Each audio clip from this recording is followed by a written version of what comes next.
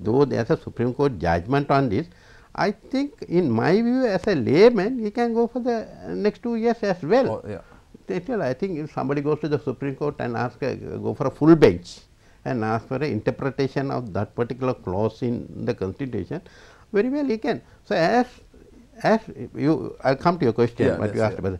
As Tamils, I wish and request the Tamil to throw their weight behind His Excellency the President, because he is the only person who can deliver. He is a humanitarian, he is a democrat, he knows the pulses of the people, he moves with the people, he has been moving with the people. So, what I would request the Tamil population, the entire country, let it be north, east, up country, Colombo, all over. Now, there is a substantial amount of Tamil votes which comprises almost about say about 15% of the Tamil votes. We as a whole, the 15% must vote behind the President and say solve this problem like this.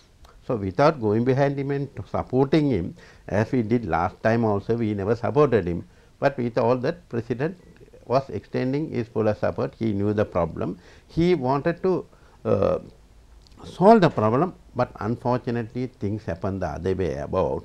I wish, I make a request that this is a good time, the golden opportunity is given that the Tamils should support the President and have a reasonable solution to the ethnic problem. We can't go on fighting.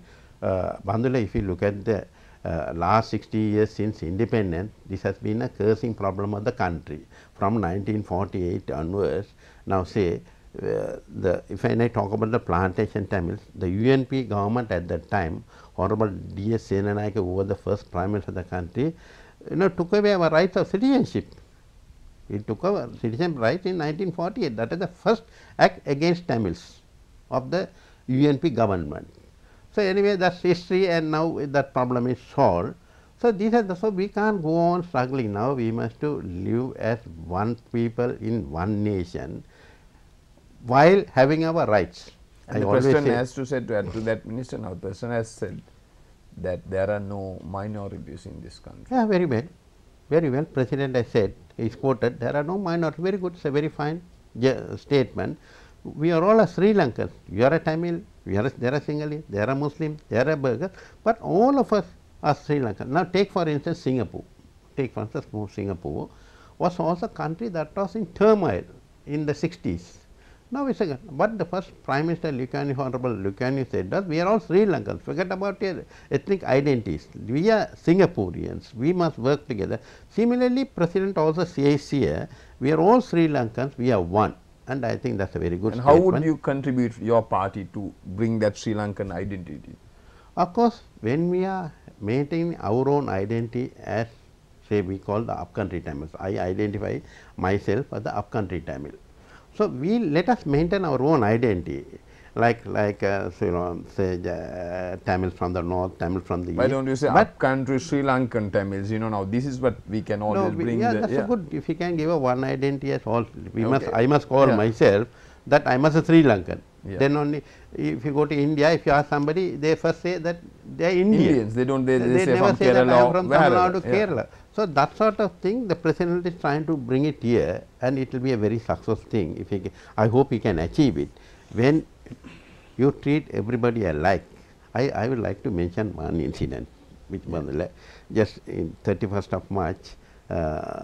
Say we had the University of Vocational Technology opening. His Excellency the President was the chief guest there, so I had the good opportunity of being close to him and having a chat. I told, so I was asking, so I always go to the President whenever there are problems. I would in this, I will take this opportunity to mention what I have been doing also. Now, there were a lot of arrests.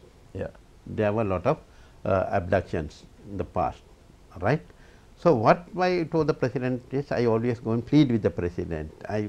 Though being part of the government, I had been always talking about this. Tell the President, I said, you must release this, you must release. Even yesterday, I met the President's advisor, Honorable Basil Rajapaksa, and gave a long list of names for him to consider, to tell the higher authorities, because he can't release, because he had to tell the higher authorities and release those people. So, I am working hard for the suffering Tamils, I would call suffering Tamils, who are inside the prison, who are inside the police stations, places like Buso and all this. So I am working for them for the last 4 years. Yeah, so you're talking about this incident. Yes, 4 years I am doing. So I was telling the president, sir, you must see that these people are released and that and this is. Then one he said, he told me, as a he is very friendly, when he talked to him, he's quite very friendly. He told him, you all know Mr. Prabharan Benno, why don't you ask him to speak to me? He told me, he's your friend, no, go and ask him to speak to me, man, I will do something. So he told, then I said, then he said, then I told, sir, he is also your subject. Yeah. Even Prabharan, we are president for Mr. Prabharan as well. Yeah. So you are the president for every Sri Lankan.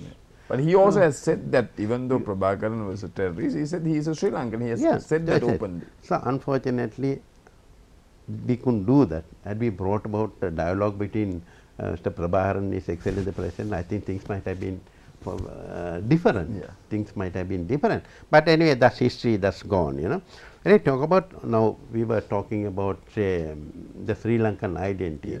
And in all fairness, I appeal to all the Tamil population that we must give another opportunity to Excellency the President to solve all the remaining problems. So, first 4 years of his first term, he has been concentrating on something. At the same time, the government are doing a lot of development work as well. It's not only they didn't only carry on the war, they have been doing a lot of development work also. Therefore, I think now rather than trying to think about a change and that, and some people are calling, we need a change. For what? Yeah. Change for what? Now we are talking about a candidate. Why not Sarath Fonseca? So we are talking about a candidate who had not been tested and tried. He had never been in politics. His life had been only in military. And he is one person, one gentleman who had been,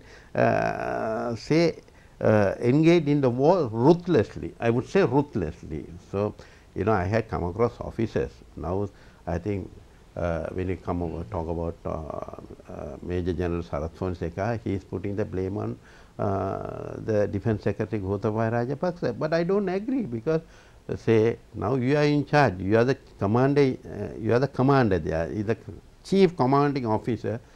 If somebody gives a wrong order, there is no necessity for you to carry out that order. If you are a gentleman officer, I don't think you will carry out wrong orders or illegal orders. As a gentleman and officer, you will have to carry out what is right. What is right. So now it is useless putting the blame on here and there. This is when a new person comes into politics and try to play politics. This is what they try to, rather than talking about what he is going to do for the future of the country. He has so far not spelled out how he is going to solve the ethnic problem. He has said only 13th Amendment plus. We don't know what that plus is. And he goes on record. So, General Sarath Fonseca is on record saying there is no room for minorities in this country. He goes on record. It's on record. But hasn't he changed his position now? No, but let me talk about that first, right?